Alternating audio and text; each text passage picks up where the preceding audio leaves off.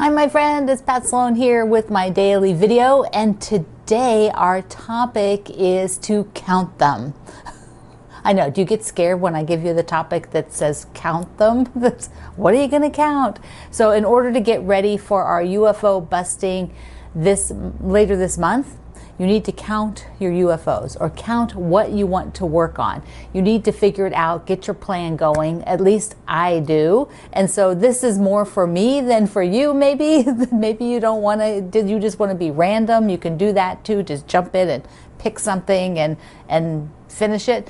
But I want to have a bit of a plan. Mostly I'm going to focus on bindings to get all the 800 bindings done. No, it's not 800. If you've been here a while, you know I just use that number for fun. I don't know what it is. 15, there might be 12. I don't know what it is, but I will have to be on a super binding party for the middle to the end of February, the second half of February, so that I can get that group of quilts, just, get that done. Because then after that, we'll be on to Topville, and then looking at quilts that are partially done. They're not a top yet. They're in some sort of status, like Norm over there, who is, barely, that quilt's not very far along. There's one Norm and then and then all Norm heads, all the rest of the heads. That's about it. So those are the kind of things to look at. And you can write them on your calendar if you want to just keep it all in one place. If you're doing tracking in a journal, you can put it in your quilt journal, to track what you're going to work on. Okay, so now if you are one of those people who has no unfinished projects, everything you have is finished, you only have one project you're working on or two projects, then decide if you are going to continue working on those through the end of February in order to play along with us. Maybe you'll just start a project so you have a UFO. Okay. Enough of that. I want to thank everybody for all the very positive feedback about the layout for Home Is. The asymmetrical layouts are not unusual anymore. When I first started doing them, they were quite unusual. Most people had not ever even made any quilt like that. And so nowadays you see them a lot. So people have been doing them and enjoying them. But I'm glad that you like mine for the Home Is. And I loved seeing all of your how tall am I blocks and hearing your fabulous stories. Some of you even shared pictures of the door jambs with the names and everything. It's so sweet, just so amazing. I think one of our friends in the group said her dad, they had to paint, so he copied all the information over and then put it all back on after they painted. So it's like, how sweet. It's just awesome. In conjunction with that, and thinking about home and hygge, and which is very much the feeling of being cozy. It's our Danish friends terminology, and you can see it at the Home Is page. I've got books that you can read on hygge. So I had an experience that just was like, oh, I need to share it with you. Remember the candies that came the other day? These little pink Lind candies?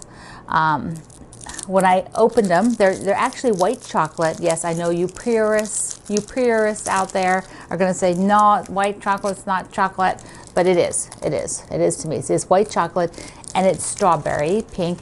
But as soon as I bit into it and tasted it, it tasted exactly like the strawberry shortcake Good Humor bars. I mean, seriously, it tasted exactly like them. So here's a picture of those, because if you're not familiar with those ice cream bars, oh, now you gotta go get one, or just buy the chocolates. I'll link you to those. But I was like, oh my gosh, and the memories of popsicles and ice cream, it's funny because that strawberry shortcake was not like a super favorite, but I liked raspberry sherbet. That was a big favorite of mine as a kid. Like, what kid eats raspberry sherbet? Me. My brother ate the blue popsicles, the sky blue popsicles, so his mouth was always blue after he ate popsicles. But all those great memories, that's cozy. That is really wonderful. That is bringing memories back that are so happy and just really cool. Really, really cool to have those memories and have something trigger it. This was a taste. This definitely was a taste that triggered that memory. So if you have, you know, been, you know, sort of looking around your place, trying to find a way to make it cozy and nice, you know, you might sort of channel some of that work this week, you know, just spend a little time being able to figure things out. Now, I moved Alfred the plant. You can see Alfred the plant is over here at the moment because it's quite cold. And normally Alfred lives right next to my screen door that goes out of the studio.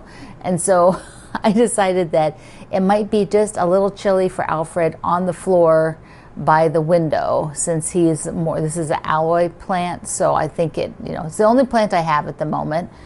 So I figured I would just put Alfred over there for a little bit.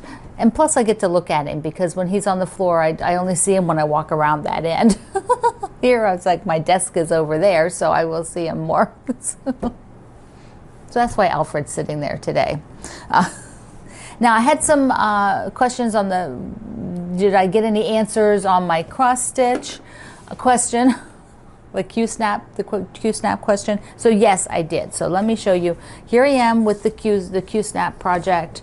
This is the one, now see how far along I am on the heart? That is, there it is, see? So I did do I'm almost finished with the big heart, do the baby heart, and then I have to go around and finish this border part for these 2 months. Then I will switch back to an older project and work on an older project. I'll get one that's working. But my question was, you know, I have to roll this to the next section, and I'm using 14 count background here, and I'm just afraid I was going to stretch it some by rolling it with and putting these Q-snap things over top of the embroidery. So I had some feedback. Quite a few people said to wrap it from the bottom up, and then that way the back is sort of covered. Or let me show you. This is my very crude example, because I have another smaller Q-snap here. So this particular, let me just pop that off. And I know maybe you're not supposed to pull on the fabric, which is the whole point, but I don't have the strength to pull these things off. For me, these are super tight. So here's the Q-snap frame, and these are the covers. So here's the covers. So many people said to wrap it from the bottom. So rather than taking the cloth and having it on the top like this is, see, it's wrapped on the top. Here, I'm pulling it over. It's underneath and pulling it over. Now this is a 10 count, and it is quite loose, the weave. Now I have not been working on a 10 count for a while, so I was like, oh, that is a huge difference. Very loose weave. But here with the cross stitch, with the stitching on the top, rather than like clamping this over top of that, and I feel like I would stretch it or pull them out, people said to pull it back, and there it's covered with the backing. Well, this is the top, but it's covered with fabric. It's covered with the Aida cloth that is not being stitched on, and then put the clamp down. Or you could also put, if they're stitching here, you could put a piece of batting or a piece of cloth, like a white piece of fabric over top, and then put your clamp down. See, I don't have a lot of strength yet. That's my one big problem. Okay, so there you go. Now this is not tight or real tight or anything, but this is an example of how to do this. Many people just said they have no problem. If they put this over top and they put that clamp down here right on top of the stitching, they said they don't have a problem. Now, I did get a really great email from Quinn Ann. Quinn Ann made me the guard here, this little fabric guard she made for me, but she sent me a video, which I'll link below, oh, I didn't write down the designer's name, but anyways, I'll link it below. Here's a little picture of it. And this lady shows you exactly how she puts things on different frames, one of them being the Q-snap. And so I'll link you right to where the Q-snap part is in the video. And then if you want to watch her whole video, she seems like very knowledgeable. So it was really informative to me. I was like, oh, okay. She gave some really good tips about how to get it into the frame and get it straight, and which sort of process of how to put it in here. Now, a lot of people, I think, who cross-stitch lots of things probably graduate off of a Q-snap to other types of frames that are more, you know, a little more sophisticated, you know, a little more, you know, better upgraded frames for usability. That's the right word, not sophisticated, but usability. But the Q-snaps are inexpensive and really easy to work with. So that is my status on the Q-snap. And so I don't know, when I get done with this and shift it, I might try doing it underneath and wrapping up and just seeing how that feels to hook it from underneath. So I don't know. You just got to try something new, right? You just got to try it. One other really quick thing I want to show you is that I had gotten the specialty boxes. The Fat Quarter Shop puts out these little mystery boxes about 4 times a year, and they did the Valentine one, and they sell out within usually 2 days. And I just wanted to show you what comes in one of these. So if you've never had a mystery box, and they're different than the sampler because they're generally, most of the things in here are only for the box. You can't get them other than the box. They have them custom done. So I thought you'd like to see what came in it. And of course, did I make the quilt yet? No, but I might still. So there was a package of the fabric that I have the charm packs. I've been showing you the charm packs, the one that has the great big panel. They did a custom panel for this particular. Well, I'm not going to take it out of there, but they did a custom panel. And what they did is then a custom quilt. So they did a custom panel which has a bigger typewriter, and I'm like a crazy about typewriters person. So hearts, typewriters, bit ribbons. Several of our friends in the Facebook group made this, and they switched these so that they all went the same direction. That looked cute. So got a loved beyond measure. Isn't that a darling? If any of this is on their website, I'll link it to you under the video. So there's a heart tape measure. So that came in this particular box. And you don't know, like it always has a theme. Often they're a holiday, you know, Christmas, Thanksgiving, winter, you know, this is Valentine's. So there's the heart. And then there was these clips. These are so cute.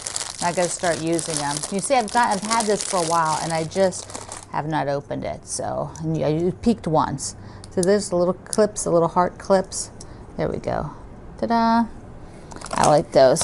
And this I love, a heart. Gotta get it out of there. There's a heart-shaped. There we go. There we go. A heart-shaped hanger, so I can put it on my tote bag. And then they did some grippers for underneath your rulers. So they're heart-shaped grippers. Just so darling. They come up with these really cute little boxes. And I just think they're fun. They're like getting a present. And they also give you a little booklet that tells you what's in here. And they often give you a coupon. So there's a coupon code on here that I can use for a discount for a particular type of fabric that they're. Is from Confetti Cottons, which is a solids, I believe. So that all comes in the box. So you get a coupon too, which I think is just a super value. The box is so cute. It's red. The very first year they did this, okay, you can see how silly I am. It was either this one or the Christmas one. The very first year, it's probably the Christmas. It was red and had polka dots on it. And I didn't get a box. I didn't manage to get a box. But then I wrote and asked them if they would just send me an empty box. Did they have an empty box I could have? Because the box was so cute. And they did. They had an empty box, so I got an empty box. And they threw some goodies in it for me because I work with them. But, you know, it was really sweet. So I am excited. I don't know. I might just leave this out now and make this one up for myself. You know, how many days until Valentine's? I don't care. It can be after. I can put hearts up anytime I want. Anytime I want, I can put hearts up. I don't have to wait till Valentine's Day. And also this. So I'm going to see if any of these items are on their website, and I'll link you to below. All right, my friend. UFOs. Find your list that you're going to work on for the second half of this month. It can be binding, it can be finishing a top, it can be quilting tops, it could be putting labels on. All right, you can do it. So I love you. Mwah. See you online.